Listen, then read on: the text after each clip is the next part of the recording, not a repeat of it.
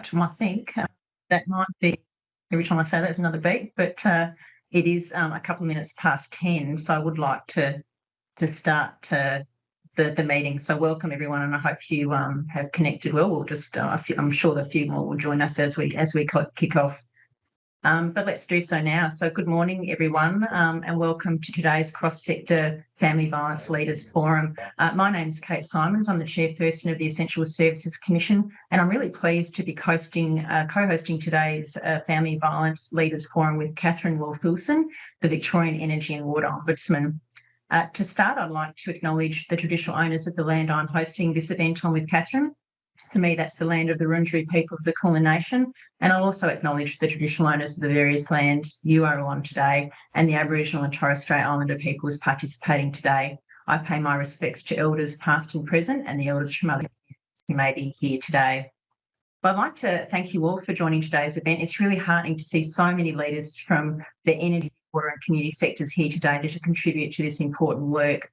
Before we begin, we have had a slight change to our agenda today. One of our speakers, Rebecca Caro, is unwell and unable to be here. Rebecca is an experienced family violence survivor advocate and was going to speak with us today about the work she's done to support businesses to design and implement processes to prevent harm from occurring and how to put a trauma lens on this work. I'm fairly disappointed we won't have the opportunity to hear from Rebecca today and hope she recovers quickly.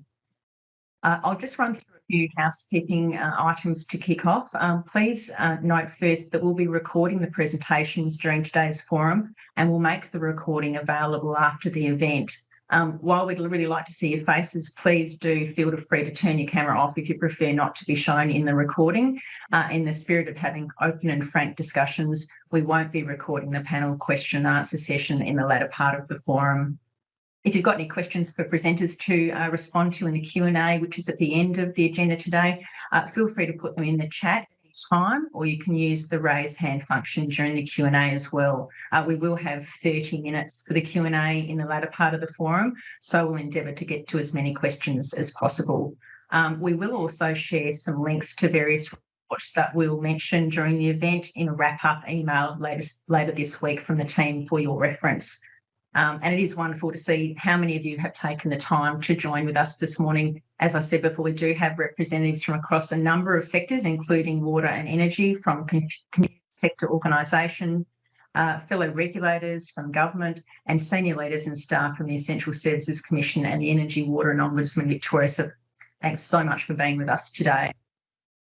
Family violence is a challenging but incredibly important subject to discuss, and we're really grateful you're here today. There will be people listening today who have experienced or have a family member, friend or colleague who has experienced family violence. If during today's event you need to take a break, please feel free to do so.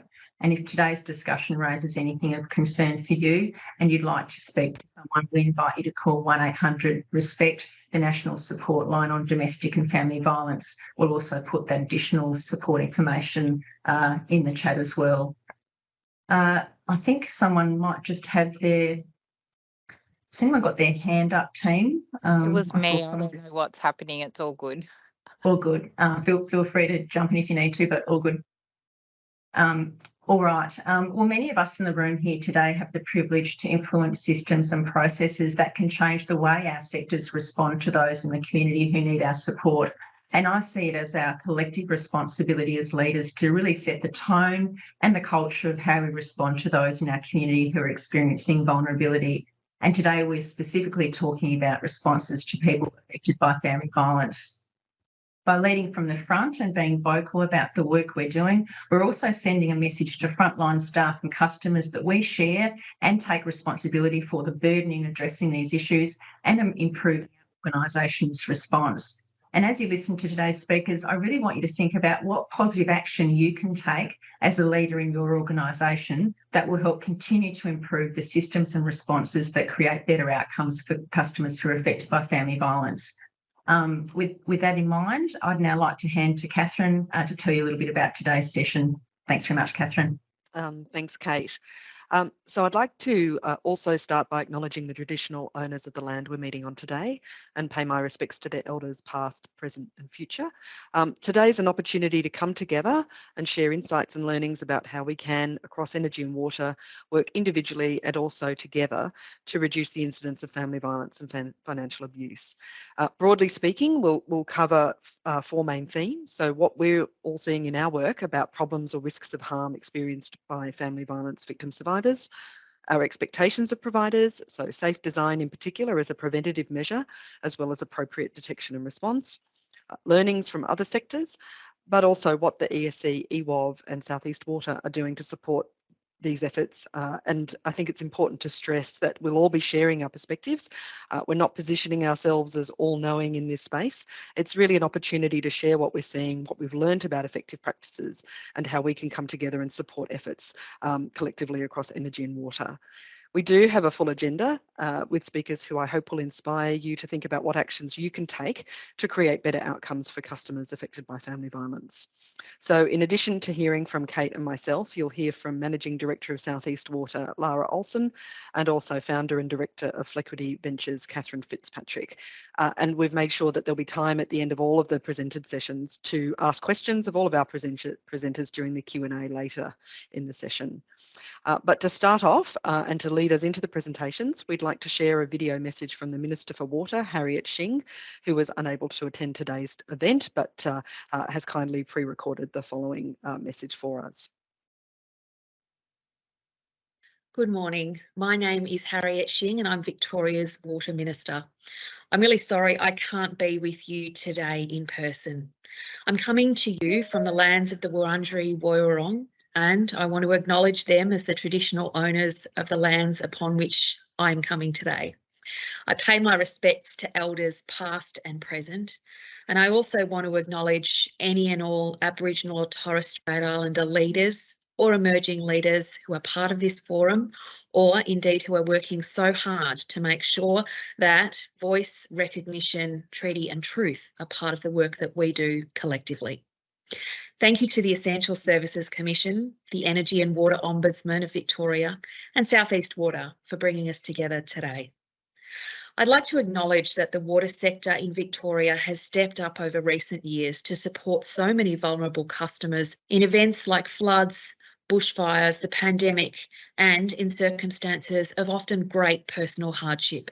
These recent experiences have in so many ways been unprecedented, and the water sector has adapted and streamlined, innovated, changed and evolved the way that they support customers. These experiences are all well known. The ways in which the sector supports the community and customers is significant and makes a positive difference. One of the lesser known ways the water sector supports the community is through its commitment to protecting victims and survivors of family violence. As Water Minister, I'm committed to supporting the integrity of the water sector alongside providing protection for all customers. We know from the Royal Commission into Family Violence in 2015, the adoption of a response as government policy in 2016's Water for Victoria, the efforts of the Essential Services Commission and the sector to create a standard and a framework, that there's been a commitment to ensure the safety of customers and staff. I welcome the recent Essential Services Commission's review of the water industry standards family violence provisions, which found that the water sector has generally been meeting standards. I also support the Essential Services Commission's work with Victorian water corporations to strengthen protection measures for customers affected by family violence. We need to continue to work as a sector to ensure that compliance is in place to achieve the intent of the standards, as well as its written clauses. We will continue to work together with Victorian water corporations to deliver on the report's recommendations by promoting customer safety and awareness and building staff capacity to support customers affected by family violence. Protecting families from violence is a priority of this government, and the safety of vulnerable communities is paramount. While the Essential Services Commission works with our water corporations to deliver practical measures, I also recognise the importance of developing rigorous regulatory oversight. And I've asked the Department of Energy, Environment and Climate Action to monitor the sector's performance in this really important area of community safety. This review is one of the actions the Commission committed to as part of its 3-year Getting to Fair strategy to support better practices in delivering essential services to consumers experiencing vulnerability. I will continue to take a keen interest in this area to ensure that the government continues to improve support for the customer in a range of ways now and into the future. I know that water corporations want to do the right thing and will advance protection of vulnerable customers through this forum and future sharing of experience, systems and knowledge. Once again, thank you to the ESC, the Ombudsman and South East Water for running this really important forum. And thank you to everyone for attending and showing your commitment to this issue and to innovation that can help to improve the lives of customers, consumers, and people who rely upon good, effective, and immediate access to services. I wish you all a successful day.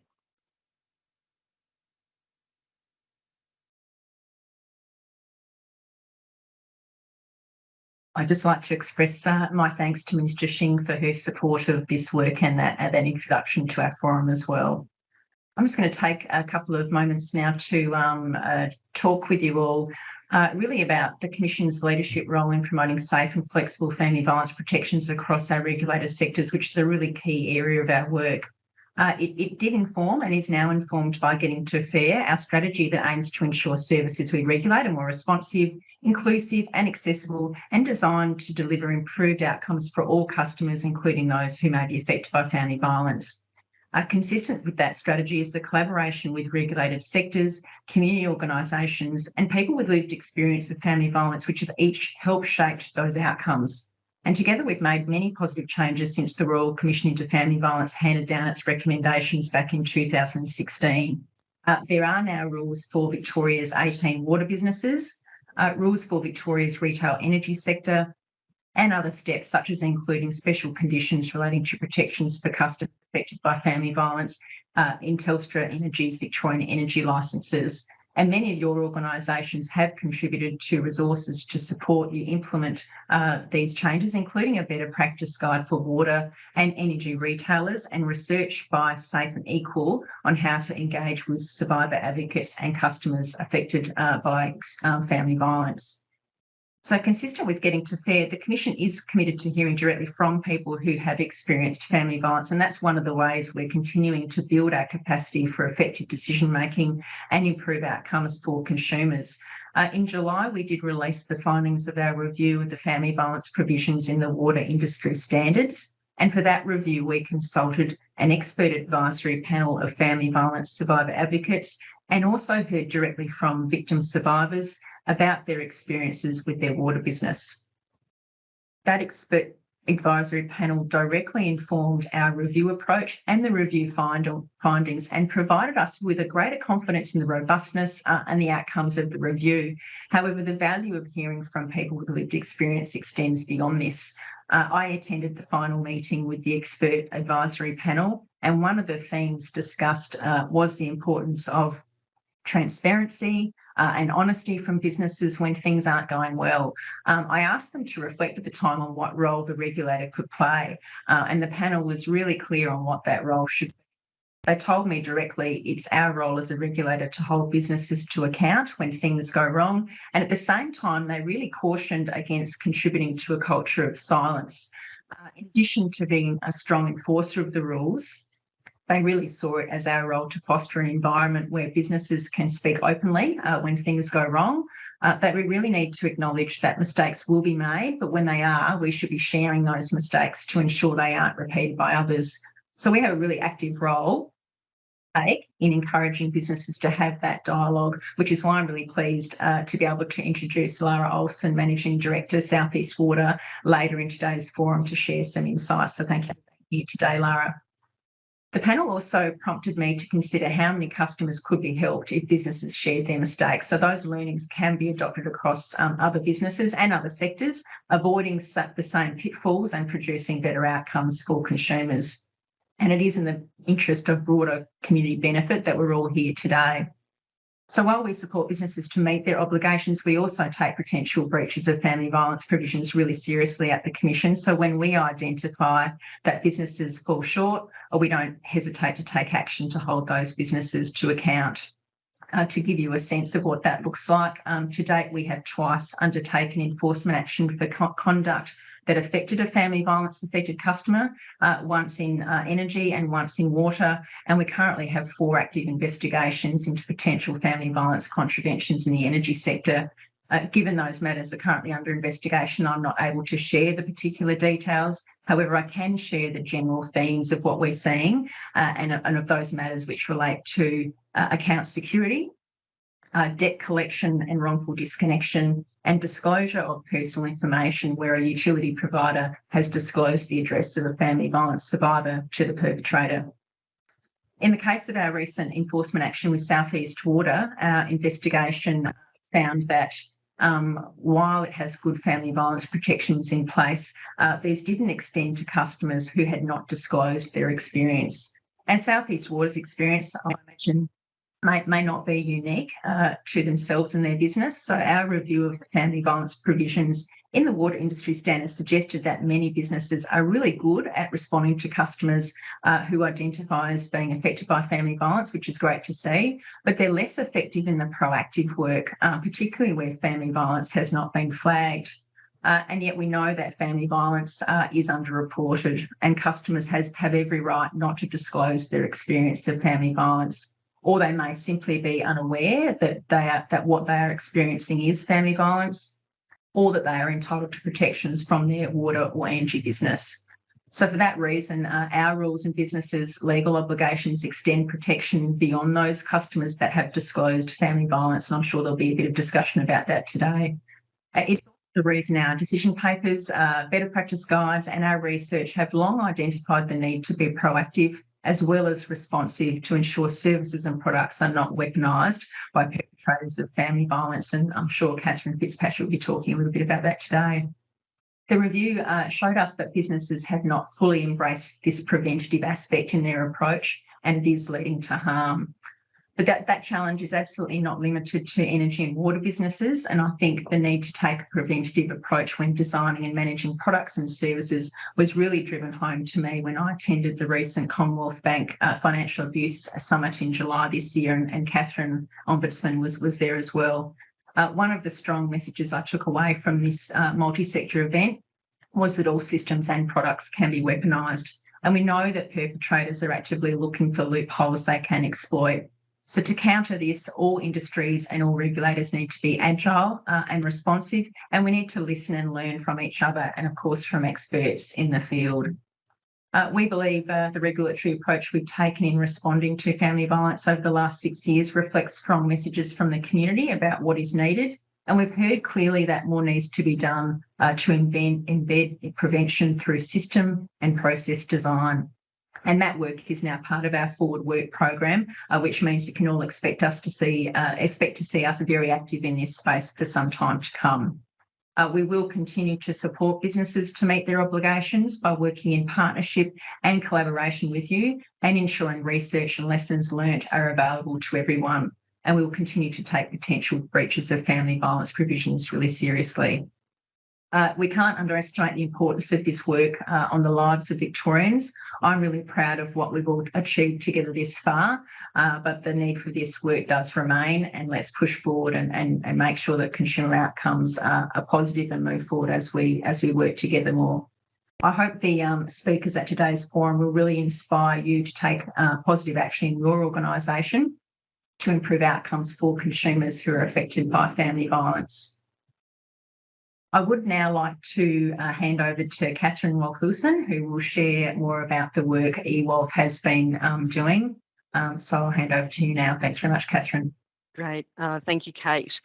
So I might start by introducing myself for those of you I haven't yet met. I'm the Energy and Water Ombudsman for Victoria, a role I took up in October last year. I've been an Ombudsman at the UK Financial Ombudsman Service and more recently was the Customer Advocate at NAB, advising the board and executive leadership team there on how to improve customer outcomes, including in relation to vulnerable customers in vulnerable circumstances. And I think also relevantly for today's discussion, I've also held a number of governance and advisory roles, including chair of the Economic Abuse Reference Group, which is an Australia-wide network of organisations working to reduce the incidence of financial abuse and family violence. I thought it would be useful to incorporate what we're seeing from our casework through some case studies to ground my comments today in victim survivors' experiences in energy and water. So our work is highlighting that consumers affected by family violence continue to face barriers and challenges when engaging with energy and water markets. And in particular, we've identified that some key areas for improvement are reducing the barriers that consumers can face when they need or actively reach out for assistance, frontline knowledge and training, reducing barriers to accessing payment and concession supports, removing inappropriate or harmful requests for evidence from a consumer to establish that they are impacted by family violence, and privacy and account security related issues. And I've got two case studies that really, I think, speak to some of these themes and observations. So the first looks at the importance of removing barriers to support and using inclusive and safe design in system implementation as an efficient way of protecting consumers. So in this case, the consumer contacted her provider to tell it she was impacted by family violence and to ask for financial support, including a payment plan and a utility relief grant available for consumers impacted by family violence. Now, in this instance, the provider did set up those supports in the short term, but it also had a policy requiring documentary evidence of a family violence impact in order to provide ongoing support from that provider support team. Now, as I'm sure many of you would be aware, due to the ongoing issues that customer was experiencing, many of which were unpredictable, impacting her day-to-day life, it wasn't possible for her to go through the process and provide the substantiation that was required in order for her to access ongoing support. Now, she reached out to a financial counsellor who reached out to EWOV, and we were able to work with that provider to, in the first instance, ensure that she was able to access the support that she needed without having to go through the process of trying to acquire and provide documentary evidence of family violence, but also then work with that provider around its policy that the requirement was creating an unnecessary and unsafe step for consumers more broadly. As a result, that provider undertook a review of its family violence policy and procedures and removed that requirement, thereby removing that barrier and potential, unsafe steps and delays in the way of someone accessing the assistance that they needed.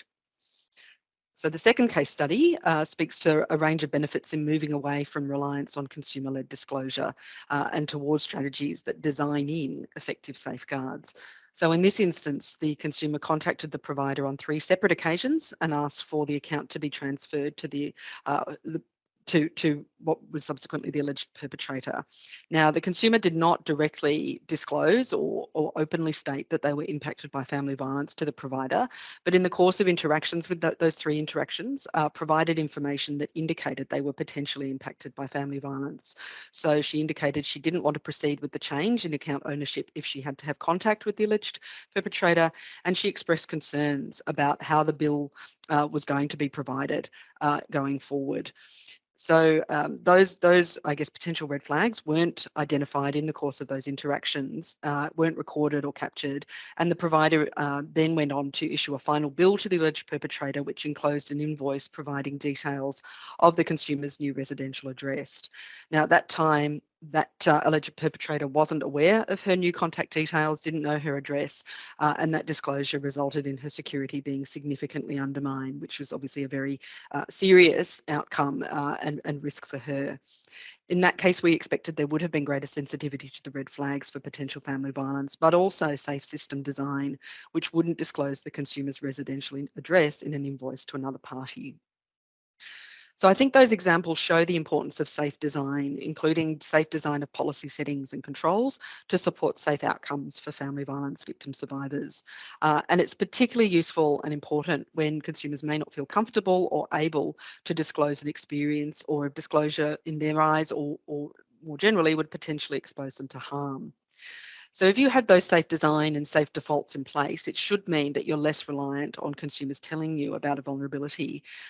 It puts the onus onto a provider to proactively consider what risks or barriers might be being incorporated into products and services. How might those products and services be exploited by a perpetrator, or how you might be making it more difficult to support vulnerable customers. It's really that expression of that I guess the metaphor, instead of the ambulance at the bottom of the cliff, it's building the fence at the top, preventing new harms and limiting the impact of existing harms. So in terms of what this looks like in practice, and this is where I can draw on experience working in the financial services sector in this space. So a commitment from the top that there's zero tolerance for adverse outcomes from the activities of the business. This creates a culture that makes it imperative that safety is paramount. And that culture can then empower staff to make products safe, that allows for safe design and delivery of products and services to be a priority ahead of commercial targets or the bottom line. The commitment has to have teeth, and staff at all levels need to know that safe design is the top priority. The commitment also needs to be ongoing, so it can't just be a single initiative, for example, where training might be provided once across the business or materials created and socialised once. There needs to be ongoing training of staff, especially in areas with high turnover, such as call centres. But it also needs to go beyond just the frontline and servicing teams and be business-wide. There can be a tendency to assume the priority is those frontline teams supporting consumers directly, but in light of the safe design imperative, it also needs to be in product teams, audit and risk, and enablement and support functions. People across your business need to be aware of the risk that all products and services can and will be weaponised by perpetrators, and incorporate that awareness into how they manage and mitigate risks they're responsible for. Given the prevalence and severity of this type of harm, you need everyone in your business to be alert to risks you might be creating for your customers. So some examples would be being alert to risks in new IT platforms and capabilities, ensuring that you have appropriate data governance in place to prevent inadvertent disclosure of sensitive information. Training your non-customer facing teams, so the IT teams, about that risk, or the audit and compliance teams, so that they're thinking about meeting high safety standards when looking at business activities, but also your senior management and boards, so that they're applying a safety lens in their strategic thinking and planning.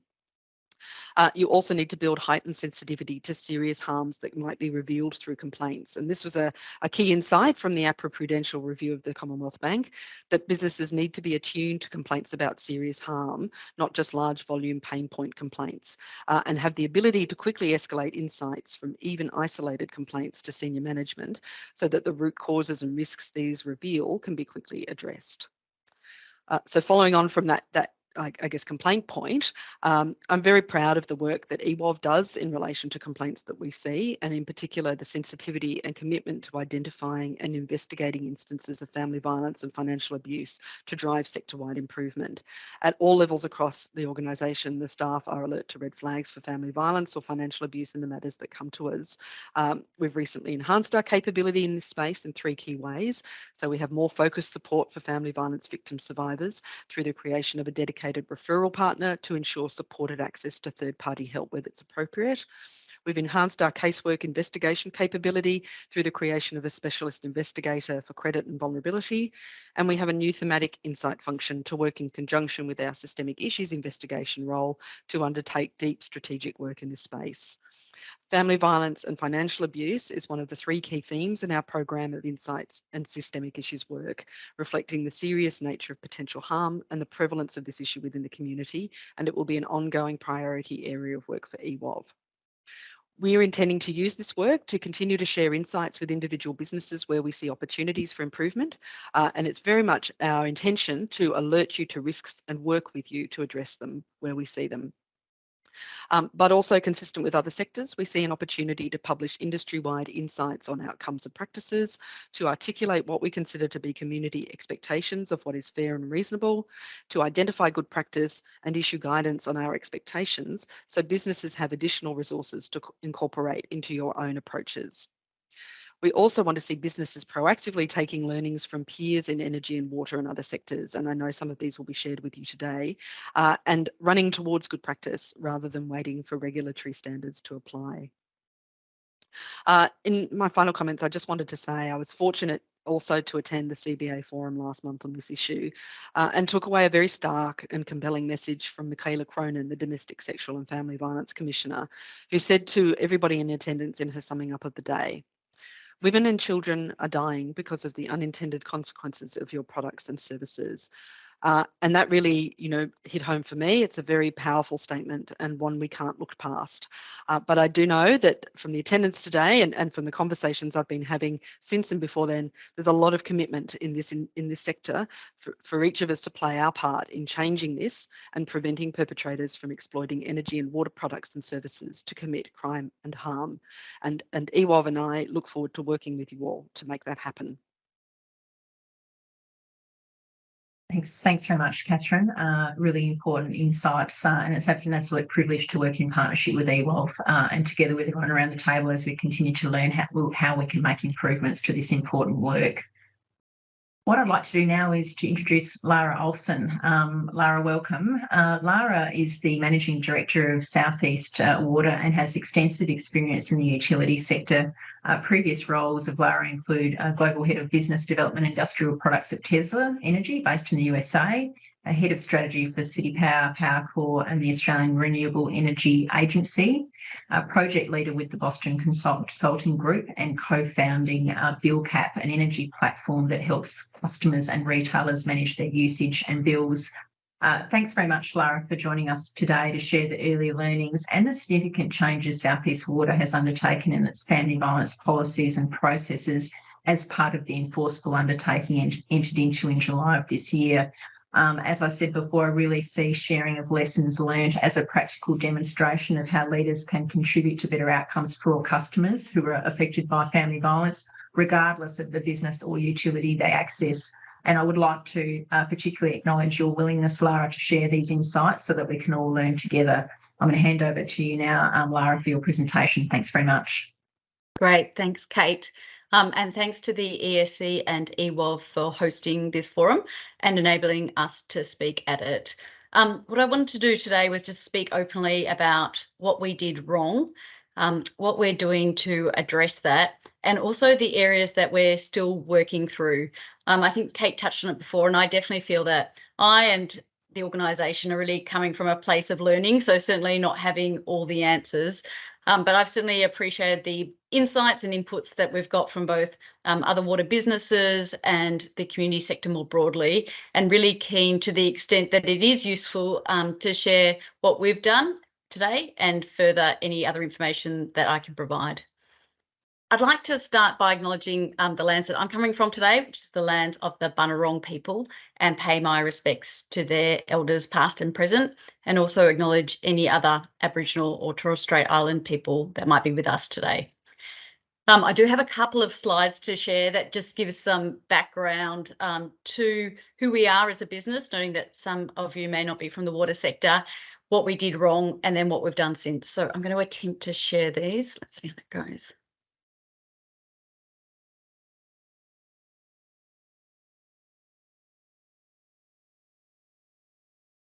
And put it in presentation mode. Hopefully you can see that. So for those that don't know Southeast Water, we operate from what we say is Port Melbourne, which is actually just South Bank, to Portsea and approximately 30 kilometres east of Pakenham. Within that, we serve 1.8 million customers and a range of really diverse communities. So there's over 200 languages that are spoken by our customers in our service areas.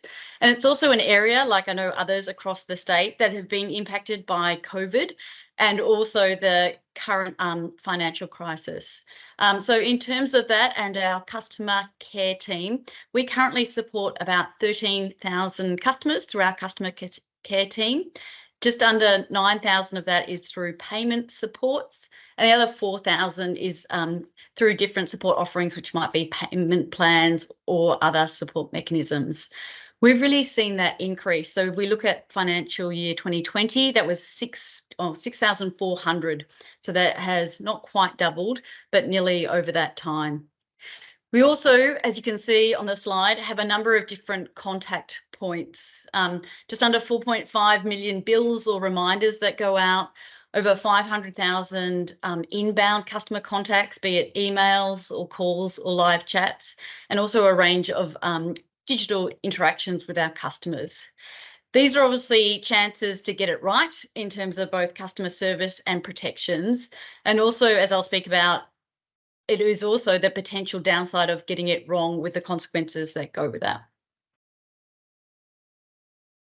In terms of what we did wrong, I want to speak at two levels. One about from the sort of the customer perspective and in terms of describing the situation so that others might realise potential situation or protection mechanisms that are needed, and then also more broadly about the policy. These two incidents, one happened in 2021 and one happened in 2022. The first one that, as you can see, was receipt of returned mail and then us forwarding that on to an address linked to the customer, but not specified by the customer that that's where that information should go. And as Kate touched on sort of before, that, and Catherine as well, that reminder contained the customer's first address. And so in doing that, we then exposed that customer through that provision of the address to someone who they didn't want to have that address. The second one was a systems error. So in 2019, we inputted a system that matched customer data. So if a customer had previously been in our service area and they may have moved address and they had matching data, then that allowed us to bring their account history with them. When we designed this system, there were a range of customers who we excluded from going through that process, including customers who were flagged as experiencing domestic or family violence and a number of other customer types. We tested that system, but what we found, as you can see there, was that when maybe a real estate agent inputted the account form and indicated it was a dual tenant, but then put down the information that was the same information twice in the tenant information area, our system mistakenly matched that potentially with a joint customer record that they had before. And again, what that did was expose critical information, including the address of the customer, to someone that they didn't want that had it. The other important fact for us, and I think it's something that both Kate and Catherine touched upon, was at the time, we didn't know that these customers were experiencing family and domestic violence. And I think what it's really made us reflect on as we go through this is our over-reliance on having customers indicate to us that they're experiencing family and domestic violence. Maybe like many others on the call, we have set processes and a customer care team that I mentioned before that look after our customers that have indicated to us that they are experiencing family and domestic violence. But obviously there's a range of customers who may be experiencing that haven't flagged it. And just like with safety, where we think about hierarchy of controls, some of the discussions we've been having internally is around, if someone is working at heights, we have a range of different control mechanisms that we use to try and prevent harm to that person. That includes policies, it includes training, it includes safety equipment, it includes a number of steps. And when we think about protecting our customers, have we relied on one step, which is the customer disclosure, too heavily? And that's something that I'll talk more about, that we're really starting to explore and think about how we can do differently. We also failed to meet other requirements of the customer service code, including publishing important information like our policy on the website after a website upgrade, and ensuring that that policy was clear, that it didn't just protect, and we weren't just interested to protect the information of customers who had disclosed they were experiencing family and domestic violence, but also those that were affected by it but hadn't disclosed.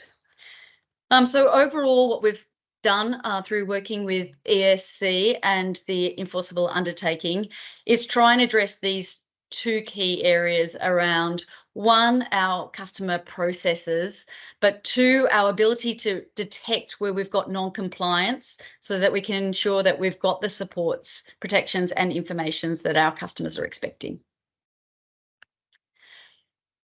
In terms of the enforceable undertaking, this is on our website, but maybe just to touch on some of the areas that we're looking at. The first is reviewing and improving our policy and processes. So this is including a comprehensive review of our domestic and family violence policies and also some of those processes. So we're looking at 18 key processes that includes returned mail, opening new accounts, a range of those key processes where we need to be thinking about how we protect our customers and their information.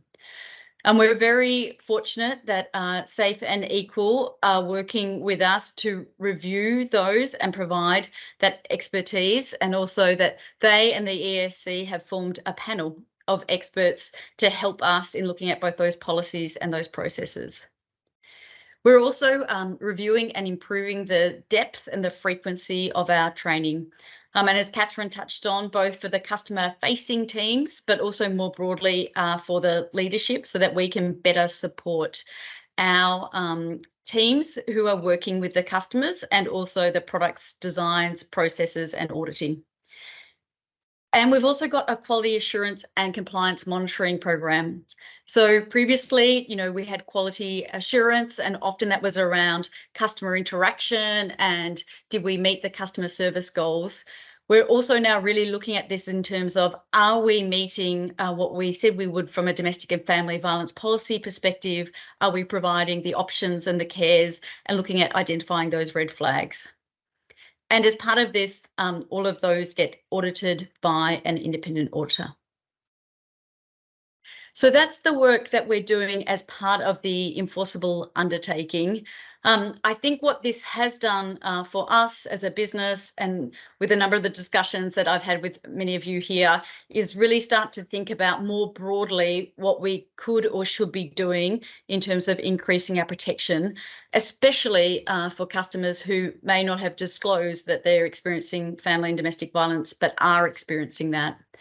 And so there's sort of two key areas that we're working on. The first, as I mentioned, is that real hierarchy of controls. So really starting to think about, if one of those controls doesn't work or doesn't happen, what else do we have there to protect customers? One of the key areas that we're looking at the moment is just around our asset information system. So where do we have addresses? Often those addresses are used for operational purposes. Who's got access to those addresses? How do they get accessed? Can we change that access? Can we think about how that could get used in a malicious way and then put protections in place? The second part that we're doing is really starting to think about, when we spoke about our customer processes, we really reflected that often we had designed them for our mass customer base and then later added protection for vulnerable customers, or maybe updated them at times when there was legislative updates. And so can we think about that differently? And I imagine we might hear more around that, but actually design from vulnerable customers at the start and then scale it up for mass. Two of the areas that we are still working through and that we don't have answers for is just around customer personalisation and also how we continue to make it a safe space for our employees. So in terms of customer personalisation, I suppose over recent years, one of the directions that we've been heading in is trying to personalise our communications more. So if there's a water interruption, we might say, "Dear Lara, we're really sorry, but your water at XXX in Frankston, has been interrupted." And so again, through the guidance of a number of the experts on the call, really starting to rethink about that. What is that right level? We don't necessarily want to go back to "Dear customer," but could it be, "Dear Lara, your water in Frankston will be interrupted." What does that mean for our customers or landlords with multiple addresses, and how do we do that right balance?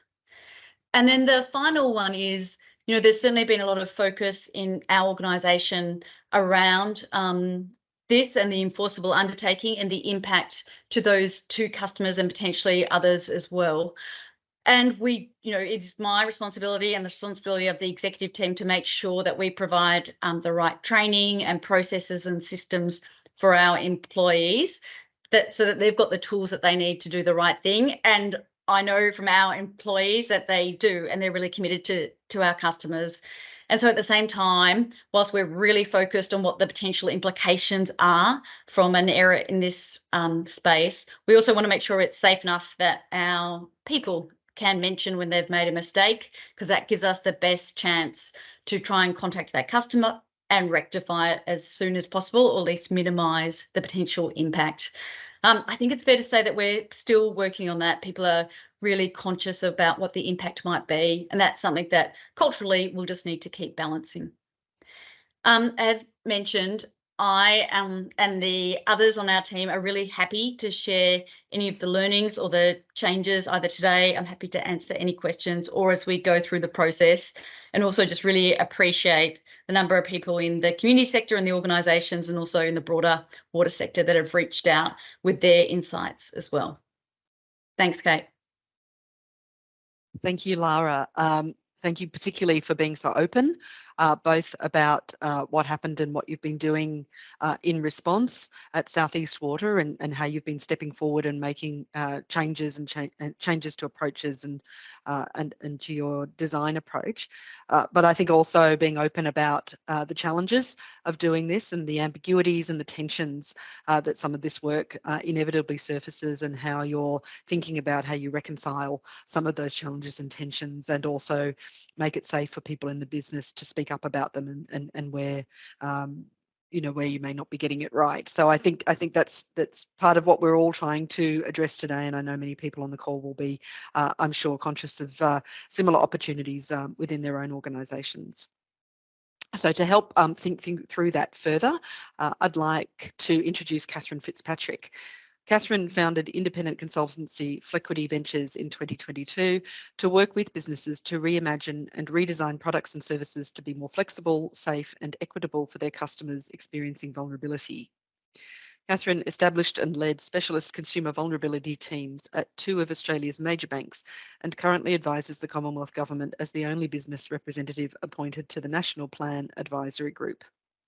She is chair of the Australian National University's Student Safety and Wellbeing Committee and adjunct associate professor at the University of New South Wales School of Social Sciences. Catherine is also the author of Designed to Disrupt: Reimagining Banking Products to Improve Financial Safety, the first in a series of discussion papers for the Centre for Women's Economic Safety. Thank you, Catherine. Thanks very much, Catherine. And before I kick off, I'd also like to acknowledge and pay my respects to the traditional owners on the land on which I'm coming from today, which is the Gadigal people of the Eora Nation. I have learnt so much by listening to the previous speakers, so I really hope I can add another dimension to this conversation. Obviously, we've really focused on the safety and care for victim survivors, and my view is, I share the view that their experiences should centre and inform everything that we do. So I'd like to congratulate the ESC and EWOV and South East Water for embracing their experiences and using them to really shape the responses of the regulators and the businesses. And I think that is something that you should be really incredibly proud of, that you're continuing to have a learning mindset and be open to that feedback. I'd also really like to acknowledge the businesses that are attending today and your efforts to meet the code requirements that you have. It's a big cultural and operational change. What I'd like to do is really invite you to turn your mind to the perpetrators of domestic and family violence. So in particular, I want to talk about those who choose to economically and financially abuse. So those are the people who control their victims through restricting access to money and to essential services. This is really critical if we're going to achieve the National Plan's really ambitious goal to end gendered violence in a generation. My very strong view is that businesses can lead change beyond their workplace and beyond customer service to improve support for people who experience domestic and family violence, but also to address the drivers of gendered violence within their sphere of influence, to better understand how perpetrators are weaponising products and services in their context and take steps to disrupt the abuse and hold perpetrators to account. As Catherine mentioned, I have authored a discussion paper for the Centre for Women's Economic Safety designed to disrupt. The first paper looks at the weaponisation of products in the banking sector and considers the regulatory framework in banking. And then really outlines for every product what are the potential design changes you could make to either prevent that product from being weaponised or to disrupt it and provide better protection and faster responses to victim survivors. What I'm doing at the moment is researching a second paper around general insurance. And I'm also have a view that I'll be looking at, or I have a program of work that will also look at water, energy and telecommunications, superannuation and financial advice, because I do believe that every business has a role to play if we're going to end gendered violence in a generation. What I would say is you're already seeing the ways that your products and services are being weaponised, and you've got some really good examples from all three speakers today, and you will know better than I what's happening in your sector and in your business, because your people are helping women to pick up the pieces. They're helping them to disentangle, to find a way to repay their debt, to restore their credit scores and to start again. My paper for banking looked at the ways that banking products are weaponised, and some of these I would encourage you to think about what is that like in your sector. So abusers might open a credit card and use them without knowledge or consent. They refuse to authorise joint account transactions to restrict access to money, or they could clean out a joint account altogether. And they refuse to make mortgage repayments or agree to hardship arrangements and ignore property settlement orders, even though they're legally binding. So in your sector, I think what I've seen that's common across a number of sectors is where joint accounts are misused. And I know that this is a really vexed issue and it's really complex, which is why we haven't solved it yet. But most commonly, it's to rack up debt in the victim's name. And then also, as we've heard, a common issue across sectors is where serious privacy breaches result in perpetrators getting access to addresses and other contact details of victims who live in fear for their lives.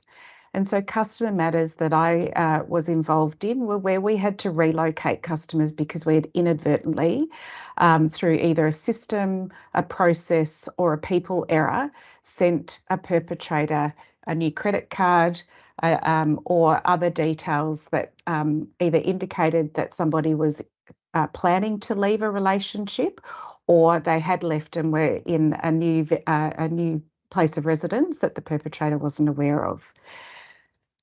So we know those tactics that abusers are using, and my question is, what if we could disrupt that abuse? So what if we could redesign the products and change the way they work to protect victim survivors from harm? And could we disrupt or prevent the abuse? Could we improve the physical and the financial safety deliberately and by design? My view is that you can. Products can be reimagined to prevent harm, and there are a number of frameworks that can inform that approach. The eSafety Commission has a safety by design framework that was developed with the technology sector, and it's a range of principles and tools that position user safety as a fundamental design consideration. And what it does is look at the ways that harm can occur through technology platforms, and then comes up with ideas on how you might prevent that harm as you are designing it. They have an assessment tool for the technology sector that a small tech organisation can plug into and answer a few questions, or that a big established tech company can also do. It asks really simple questions like, can you send messages through your platform, peer-to-peer messages? Can you send pictures? Are they encrypted? And if you answer yes, it then says, here are the ways that harm can be caused, and here are some ideas for the way that you might redesign that product. There's a couple of other pieces of research. One is Support My Economic Safety for the Centre for Women's Economic Safety that has a particular focus on financial institutions. And it asks a series of questions about how they're listening to the voices of lived experience and making changes. And then a third report, which was incredibly instructive to my paper, was Supporting Women's Financial Safety. It was developed by a number of organisations and published by the Office for Women. And it's a framework for the successful implementation of preventative actions on financial abuse in particular. It relies on holistic approaches to policies, processes, products, services and culture. So I've been really delighted to partner with the Centre for Women's Economic Safety to write my paper.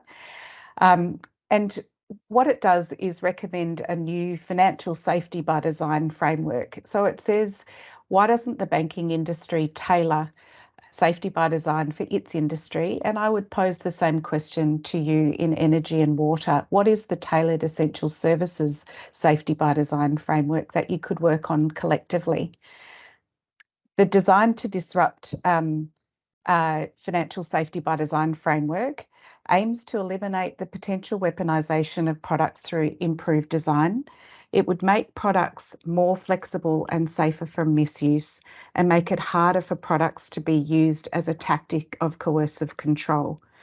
It would also send a clear signal to perpetrators that their behaviour is unacceptable, while at the same time continuing to provide that support for victim survivors.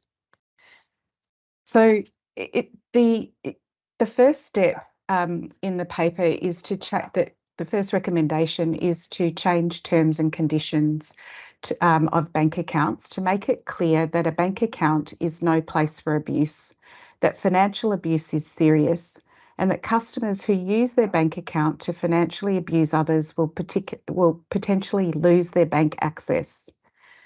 So it's really important that this is a starting point because a key driver of violence against women is a culture of disrespect and gender inequality, I beg your pardon. So if every bank in Australia, and my view, if every business in Australia made it clear that there is a minimum expectation of respect for women to be a customer, that would send a really clear signal across the community. In the same way that airlines say you can't make jokes about terrorism, you can't abuse our staff, in the same way that you probably all have rules around not being abusive to call centre staff or in your particular offices, why can't we say that financial abuse and domestic violence and other forms of domestic abuse are unacceptable behaviours of our customers and we will not tolerate them, and that there will be consequences for customers who use those tactics.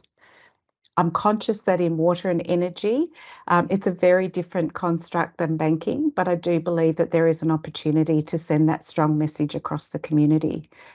So in banking, we saw that that's already working. So you may have heard about people sending abusive messages through payment descriptions. That's where when you transfer money to someone, instead of writing happy birthday or thanks for dinner, you might write hateful, abusive, threatening, harassing messages.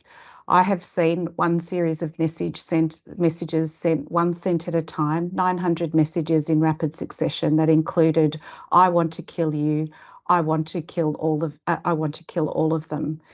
Now, when we saw that, when I worked at the Commonwealth Bank, we applied a lens to it to say, and we did some analysis of 11 million transactions in a 3-month period that showed that there were more than 8,000 customers sending messages that were really concerning.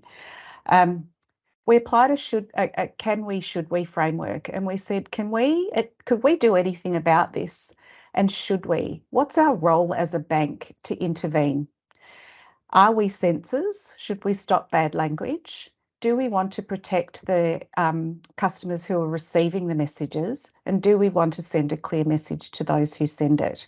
I was really thankful that I worked for an organisation that said, yes, we can do something and yes, we should.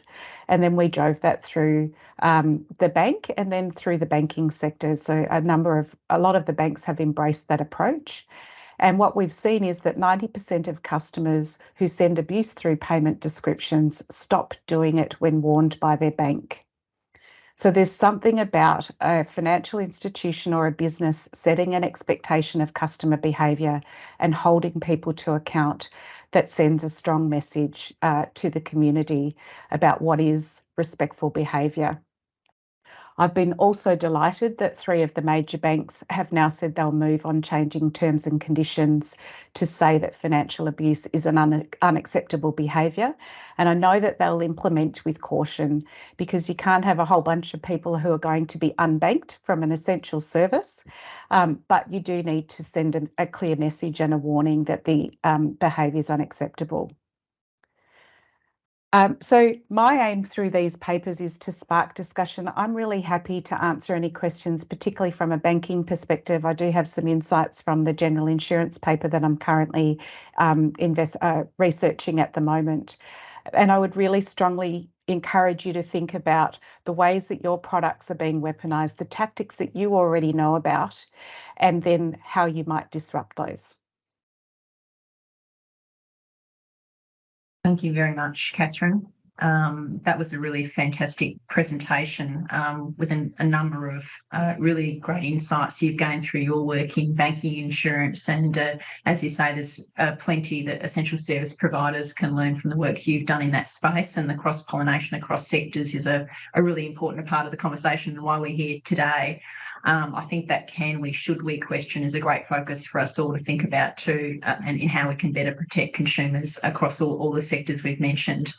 As you've mentioned, it's time for some Q&A.